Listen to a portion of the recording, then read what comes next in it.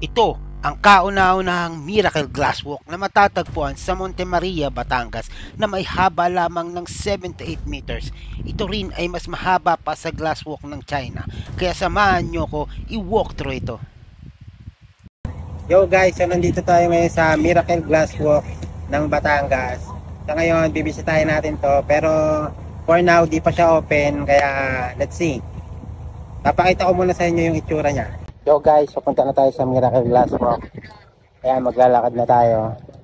Nabigyan tayo ng chance para bisitahin tong Miracle Glass Walk para mapakita sa inyo. Ayan. And for now, ito, nagte-trekking na tayo. Papunta tayo doon kasi di pa siya ayos. So, tatry natin magpalipad ng drone kasi may dala tayong drone para makita nyo yung buong angle ng Miracle Glass Walk. Ayan. 66 above sea level. Sinimula ng 2013, nagawa ng 2019, tapos nag-pandemic. Ang taas ng Monte Maria ay nasa 98.15 meters or 322 feet. Kung akitin mo hagdanan, 429 steps. Ayun. Maraming mga dahil first time doon yung Monte Maria. Ayan guys, yun yung deck. And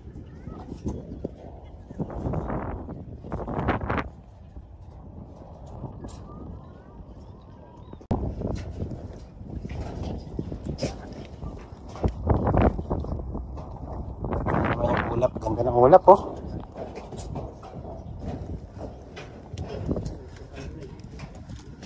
Takot ka na. Gilid mo na yung kunya. Bahala. Sinasabi mo 78 meters mula doon, dito sa Arcas, no?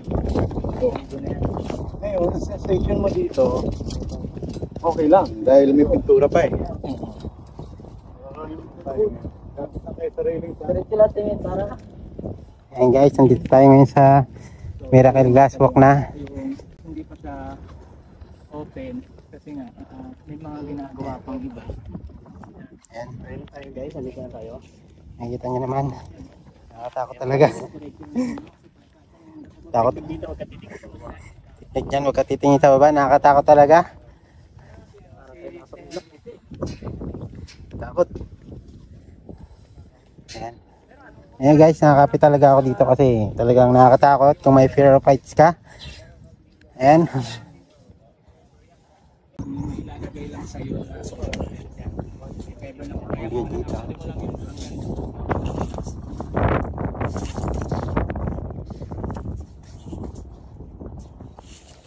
Ayan, makikita nyo naman, di pa talaga siya open for public. Ito yung sinasabi ko. Dito mas makikita.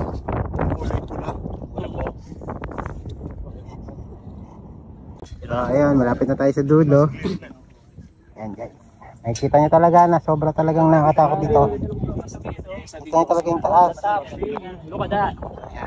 Okay, so ayan o.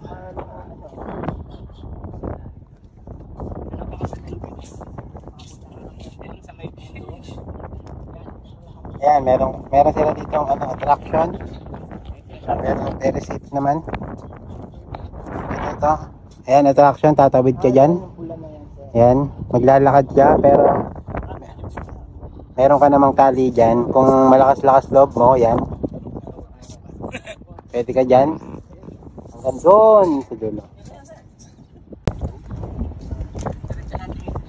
Takot ako.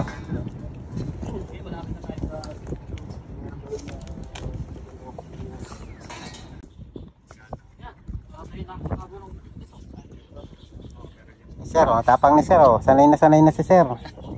Yan guys, harness. So maglalakad ka dyan. Ilaw yun sir. Ayan, nailaw yan. Para safe daw. Ilaw yan paggabi. Nailaw. So yan. Para safe, nakikita nyo yung mga steps nyo. Pero ako di ko kaya yan. Hanggang dito lang ako. Ito yung ano niya. 200 nga yung totally 2,000 naman na tao. Huwag ka lang maglalakad sa walang lalakaran. Ayan, ito na yung dulo niya. So nasa dulo na tayo. Medyo talagang Nakakatakot. Yan.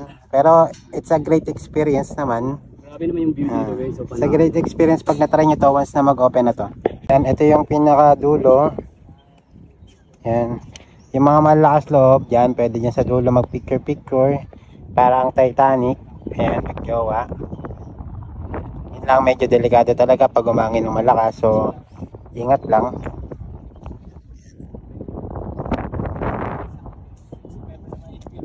Ayan yung ilalim guys, so yung babagsakan nyo. So, be careful lang. Pero sa mga may fear of heights, face your fear, masasabi ko talagang it will be a great experience for us. Kaya ko may fear of heights, pero ayan, ilalakasan ko naman yung loob ko. Then siguro pagkatapos ko nito, ayan, napakasayang experience nito guys para sa akin. So ayan guys, nandito na tayo sa dulo. Kaya makikita nyo, ito yung tropa natin. Nakahiga na siya. Nakalutang na siya sa area yan. Kita nyo yan, ganda ng view natin, oh. Ito yung mga Mary, kitang-kita nyo lahat yan guys. So for now, di pa siya open for public, but soon it will open for public. So siguro meron namang mga ano siya, sasabihan naman tayo, open na siya, but for now hindi po na. So yung mga nagbabalak pumunta dito, wag muna dahil hindi talaga kayo makakapasok. Ito kayo pala yung isang attraction nila, yung cliff. Pwede kayo mag-cliff dyan, then mag-tuduyan-duyan kayo. Yan. So, makikita nyo dyan. Ayun yung kulay pula. So, yan. Kung malakas loob nyo, try nyo. It's a great experience talaga pag nag-open na to for public. So, ano yung target date nyo for opening this Miracle Walk Glass? Maraming tatanong yan. Dati, pag sinasabi ko 4 to 5 months. Ngayon, meron pa kaming hindi nako-comply ng mga permits sa LGU. Kaya talagang hindi natin masabi. Pero talagang ang target date ay hinahabol bago magpasko sapagkat yun ang pinakamaraming tao papakasyon. Tapos sir, yung mga pupunta dito, may age limit po ba? Gaya nung, kumbaga, bawal po ba yung mga baby, toddler, or anything po? Wala kaming, siguro yung toddlers will be accompanied, ano? Meron naman kami mga waiver form din na pa-sasign na sa kanila bago umakyat. Siyempre may mga sakit sa puso o may mga gayong karamdaman, ay di sila kailangan mag-declare bago sila makaakyat dito. Pero sa ngayon, kahit yung mga disabled, PWD, we allow them as long as they are accompanied. Dito naman ay safe naman for the people. Tapos sir, once na mga pumasyal na po yung mga tao dito, ano po yung na-expect nilang ganda nitong walking Miracle Walk Glass? Oo. Ang Miracle Walk is a glass bridge na pinakauna dito sa Pilipinas at sa neighboring countries, no? Sa China ito nag-originate. Merong ganito na pinakamahaba ng 2017 sa Chongqing, China, kung saan 70 meters yon. Pero ito ay 78 meters ang haba.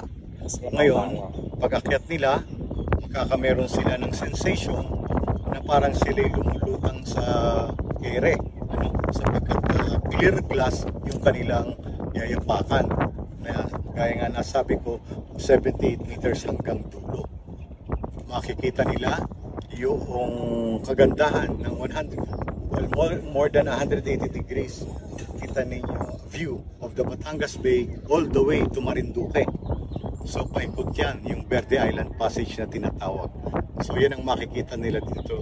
Of course, yung statue ng ating Mama Mary, the iconic tallest Virgin Mary statue in the world.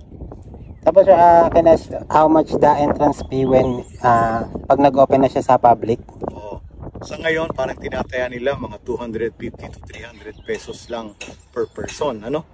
Hindi pa natin alam kasi dito sa baba nito, hindi naman ito lamang ang attraction. Makikita ninyo sa video ninyo yung meron tayong cliffhanger, yung swing. Meron din tayo para sa mga daredevil. At para sa mga hindi talaga kaya dito, meron din tayo mga virtual reality rides sa baba. Ayun.